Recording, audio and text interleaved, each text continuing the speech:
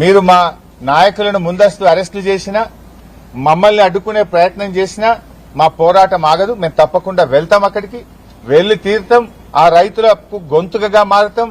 మీరిచ్చిన హామీ అమలు చేయండి, మేమేం అడుగుతలేం. మీరే చెప్పిండ్రు ఎస్సీ ఎస్టీలకు పట్టాలు ఇస్తామని. ఇస్తారా ఇయ్యరా? ఎస్సీ ఎస్టీలకు పట్టా భూములతో సమానమైన నష్టపరిహారం ఇస్తామన్నారు. ఇచ్చిన మాట నిలబెట్టుకుంటారా నిలబెట్టుకోరా? అంటే అధికారంలో వచ్చేదాకా ఒక మాట, అధికారంలో వచ్చిన తర్వాత ఇంకో మాటనా? ఓడ దాటేదాకా ఓడమల్లప్ప, ఓడ దాటినాక బోడమల్లప్ప కథనా ఈ కాంగ్రెస్ కథ? అందువల్ల ఇలా రేవంత్ రెడ్డి ఎట్లయిపోయిందంటే సూర్యుడి చుట్టూ భూమి తిరుగుతుంది అన్నట్టు రేవంత్ రెడ్డి ఆలోచనలన్నీ భూమి చుట్టే తిరుగుతున్నాయి. యూనివర్సిటీ భూములు వదలవు, హిల్ టీపీ పేరిట ఇండస్ట్రీ భూములను వదలవు. నాదర్గుల్ భూముల కథ చూశాం, కోహెడ మార్కెట్ యార్డ్ భూముల కథ చూశాం, లగచెర్ల భూముల కథ చూశాం, యూనివర్సిటీ సెంట్రల్ యూనివర్సిటీ భూముల కథ చూశాం. ఇవాళ చూస్తే పరిగిలో మళ్ళా భూములు లాక్కోవడం. భూములు తప్ప నీకు ఇంకోటి పట్టదా?